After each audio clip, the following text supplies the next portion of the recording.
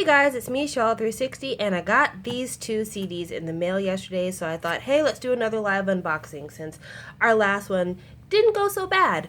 Alright, so let's get started with this one because it's the smaller of the two. This is the Ladies Code Mystery Single. So here is the front. Here is the back, and it's one of those kind of large envelope styles.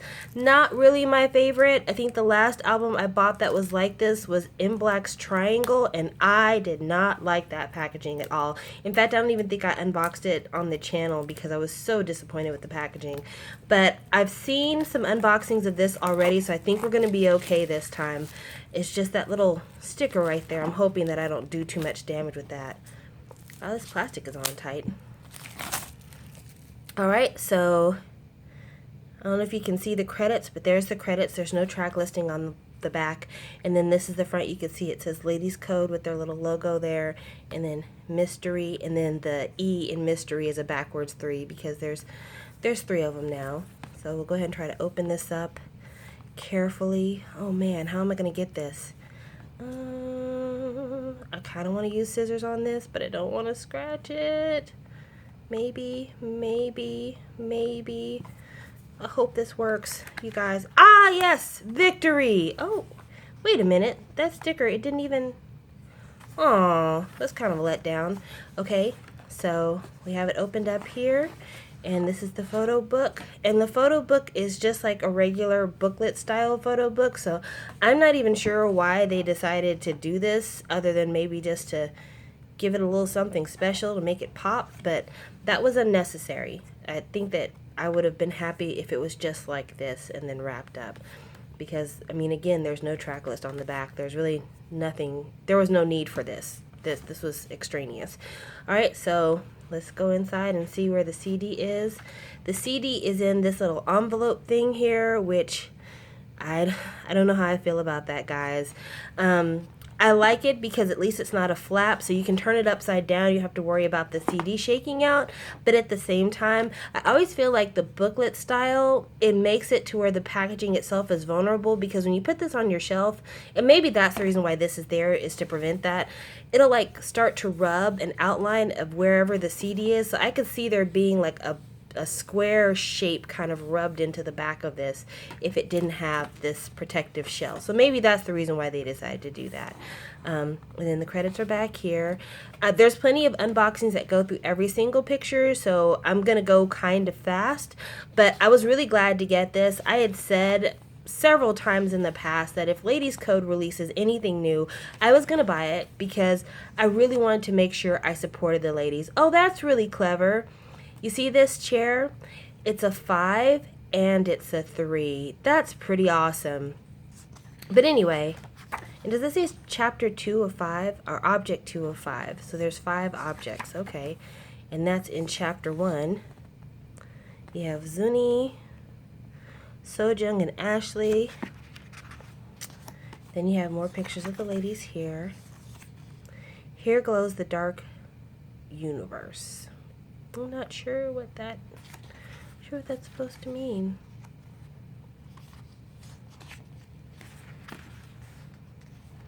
Then it says Untitled number 1, 16 by 24 inch. They all say 16 by 24 inches. That's definitely not 16 by 24 inches. I'm not sure what they mean by that. And then it says chapter 2, and again, object 3 of 5. What's that say on the top there? Oh, it says mystery. Okay. And then it says My Flower. And I guess these are the lyrics for My Flower. I don't know, I've seen a lot of unboxings of this, but I guess I didn't realize how intricate everything was here. And then the credits for the song. That's kind of a clever way of putting the lyrics on there. I like that. Then Galaxy is the credits for the song Galaxy. And then here are the lyrics to Galaxy. It's pretty cool. And then this is, I want to say this is Chacon, but I'm not sure. I'm not even going to lie to you and say that I'm right, because I just really don't know. But there's that. And then you've got the 3 scissors. And then it says chapter 3, object 4 of 5. What is that? Like, I know it's a gun, but what is the thing? What is that? that's attached to the gun. And then it says Sojung and Zuni, and I guess these were the costume sketches before they had the costumes prepared. Custom clothing. Cool. They look good in their costumes. I like those. And then this one, custom clothing for Ashley. I love Ashley. I wouldn't say that she's my bias necessarily, but she is from the States and she speaks fluent Spanish, so that's pretty awesome. So she speaks 3 languages, which is 2 more than I speak. Actually, probably even 2.5 because I'm pretty poor with the English too. It's an interesting photograph here. And then it's the thanks to. Yep, there you go. And then more thanks to. And this is Zuni's thanks to. This one must be Sujung's. Yeah, Sujung's. And then this one is Ashley's, I think. And you can tell kind of because there's a little bit more English. It says, you guys give me so much strength with your encouragement and prayers. So thank you. Love you guys. Are dearly missed. Aww. Yeah. Man, I know this was kind of a lackluster unboxing, but I think it's because through it all, I couldn't help but think about who's not here. And I like the way that they came back with a more somber tone because, I mean, that's the elephant in the room is, yes, you guys are a 3, but you didn't start out as a 3. And the whole tone of the album itself kind of pays homage to that. I mean, it's really clever, kind of, it's called Mystery, and the music does have kind of a smoky, eerie quality to it that really makes for a very interesting and very meaningful listening experience. I enjoy this single album highly, and if you're thinking about getting it, go ahead and get it. Go ahead and get it because it's worth your time, it's worth your money, and I'm glad I got it. This could have been a jewel case, and I would have gotten it anyway just because I wanted to support the girls in their comeback because I think it's a brave thing for them to do. I mean, you have to think about the fact that not only are they missing 2 members who died in this terrible accident, and by coming back, they're going to be facing some of the same situations that led them to that tragedy. But also, you have 3 women who were all badly injured in this accident.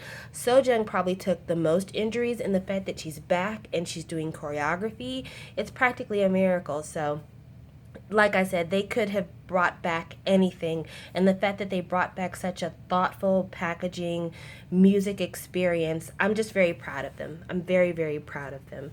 All right. And this is the next one. This is Mamamoo. This is their first full-length album. I have a couple other Mamamoo things. I have Pink Funky and I have Hello. I do not have Piano Man because Piano Man is a single, so I really didn't want it.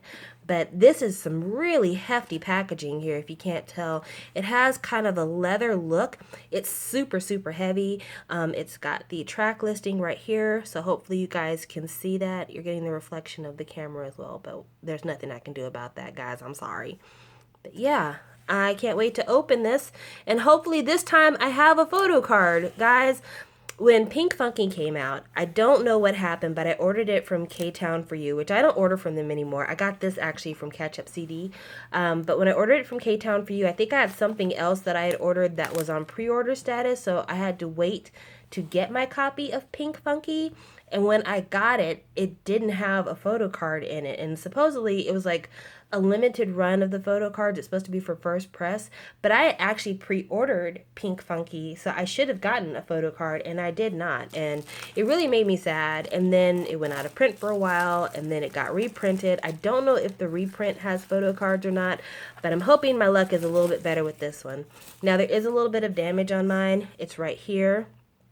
And the damaging, I don't think came from the way it was packed. I think the damage came from somewhere else because my ladies code one was right on top of this. Like, the way it was sitting practically was like this. So the ladies code one, it should have been injured somewhere on the outside, and it's not injured anywhere. So I really do think that this might have been injured before it was even packed up. I don't know. But yeah, let's go ahead and open this here. Oh, wow. Okay, so it's got a magnet closure. I like that. That's a good move. All right, and then this is the little booklet here. Let's dump everything out. This is the CD. It looks like a vinyl record. That is pretty. I like that. That's very classy. There's nothing behind the CD. I'm not going to flip it up. I know there's nothing behind the CD. But actually, you know what? This right here by itself is pretty weighty. Yeah, that's pretty, it's pretty heavy on its own. The booklet's pretty thick, but the actual box itself is not lightweight. Okay, so that explains why it was so expensive to ship, because it's just heavy. All right, so let's open this up. And again, oh, photo card, already from the jump. At least we know that we got a photo card this time, and it is the group card. Oh, that is so pretty. I'm so glad I got the group card, because I don't really have a bias for this group. I want to say my bias is Moonbuell, but I don't really know. I don't have a bias, but I'm glad I got this card. This is a lovely card. I'm going to bring it a little bit closer for you guys to be able to see. So there is the front of the card. And then this is the back of the card here. Oh, don't drop it. Don't drop it. Oh, there you go.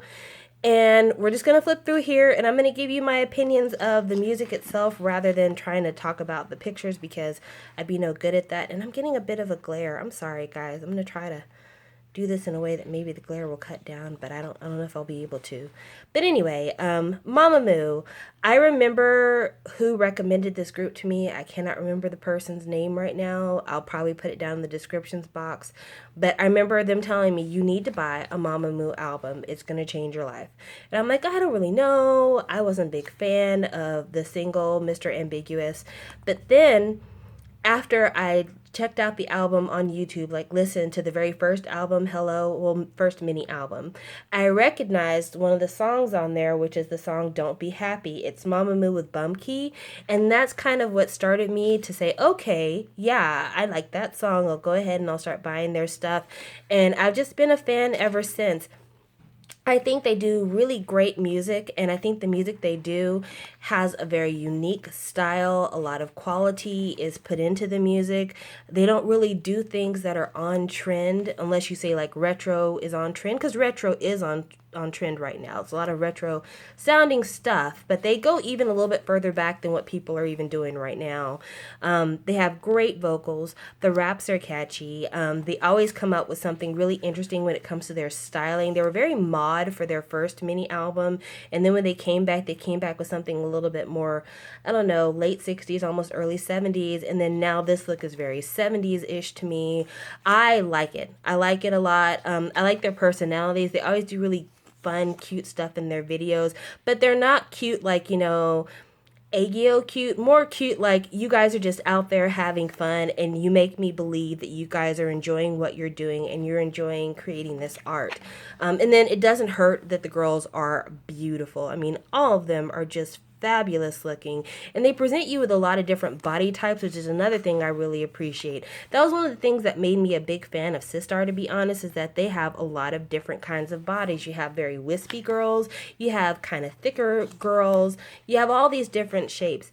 And out there in life, there are a lot of different shaped women, so it makes sense to have a group that represents kind of everybody that's in the demographic of the area you're serving. Now, granted, there's not anybody that looks like me in this group, but then again, this is a Korean group, so I wouldn't expect that. But I really do like the way that they kind of have a very eclectic style. They have a lot of different looks, but they're still all coming together with flawless harmony. And this album, I've already heard the album online. It's really interesting as well. You would think that because the more poppy fun stuff is what the singles have been, and it's kind of what made the public catch on, that this would be an album filled with really poppy sounding songs, but it's not. It's actually an album that has a lot of jazz influences, some really beautiful ballads on here. It's got some of the same kind of pop stuff you're used to. There's a little rapping on there. It's really hard to try to pin this album down. And I think that's what they needed to do, because they need to keep it interesting. They need to keep the public, continuously discovering stuff. And it keeps it to where with them doing this over and over again, like different styles, you can't pin them down. They're not going to get old. They're going to be constantly evolving. And I'm anxious to see where they're going to go after this. I'm enjoying this comeback as it is, but I'm really anxious to see where they're going to go from here, what the new concept is going to be, what the new music is going to be like. You know, everything that they're doing, they're just really doing right. Now, I would be remiss if I didn't mention the fact that Angels 2014 mentioned a very kind of not so cool video involving, I think, Kwasa, where she was doing a cover of Beyonce's Irreplaceable and she said the N word. And it was weird because, like, it was during a part of the song where the N word was not in the song. I don't know where it came from, but if I find the video, I will link it in the description box down below because I don't want to just accuse people of stuff without backup. But anyway, it was an unfortunate incident, but I don't think that it was done on purpose to be negative or to try to be racist. I really think it was one of those things where she probably heard a live version of the song. The word might have been mentioned, and she decided to do her live version based on a different live acoustic version that she heard. Mistakes happen, mistakes are made constantly, but that's not going to diminish my enjoyment of this group by any means because I just don't think it was done willfully. I just don't think it was done willfully. I really do think it was a legitimate accident. And with the kind of music that they do, with them having like jazz influences and R&B influences and rap influences, I think they have a healthy respect for the music that originated these styles. So I don't think they would intentionally ever do anything disrespectful. But, you know, that's just kind of the way it is. And these are the kind of things that come up when you start to get famous. You know, when a group starts out and they're first kind of getting started and the popularity is kind of building, all you really hear is like a bunch of positive stuff and like, oh, y'all are great. Best thing since sliced bread. We're so happy to have you. Oh my gosh, we wish you lots of success. We're so happy for everything you're doing and you're just going to be the best thing in the world once you finally get on. And then as soon as you actually do start getting that mainstream success, the first thing that happens after you finally won something is, oh, yeah, you guys are good, but do you remember that time you did such and such? And then all of a sudden the hate floods in. And it's almost like they say, you haven't really made it unless you've got haters. So, you know, this could be some of that is that, you know, now that Mamamoo has finally gotten popular, people are looking for things to be controversial about the group. And I'm not falling for it. I'm not falling for it because I just really, I don't see it. As long as I've been listening to these girls and as long as I've been liking their music, I just don't see it. And unless there's something like truly, truly willfully wrong, I'm still going to rock with Mamamoo. So that was Melting by Mamamoo. And then the last thing I'm going to show you guys in this video, which has nothing to do with this haul, is I finally got the last of the Taemin cards. Thank you to It's Quiche. Happy 1 year anniversary on YouTube, by the way, for It's Quiche. But she agreed to trade with me. So now I have all 4 Taemin cards. So these are all 4 of the Taemin cards for Press It. Hopefully you can see them all here. And I got a trade from Brittany Green for Key's card from the School of Oz, so that's pretty awesome. So yeah, that was great. I actually have a lot of trade stuff and purchases I need to show you guys. I have like 4 Nine Muses albums I got like last week, I think. I need to show those on here. I've got some other stuff. I've really been lazy because a lot of times, you know, when I do my videos, I don't have a script or anything for the videos, but I kind of have a thought in mind of what I want to talk about. And I do know what I want to talk about with my Nine Muses video. I was asked to compare the sound of Nine Muses before Sarah left to the sound of Nine Muses after Sarah left. And I have 2 albums with Sarah. I have Prima Donna and I have Sweet Rendezvous. And then I have 2 after. I have the Spring Summer Special Edition and I have Lost, which was their latest mini album. So like I said, I'm going to listen to both and then tender my opinions. But I'll be honest with you. Right now, from what I've heard so far, there's some style changes, but I don't feel like there's any kind of like vocal diminishment of quality, if that makes any sense. But I'm going to listen a little bit closer, try to figure out kind of if I notice anything extremely different, let you guys know about that. And then, yeah, just talk about those things with you. But until that time, I hope you guys enjoyed this unboxing and I will talk with you later. Bye!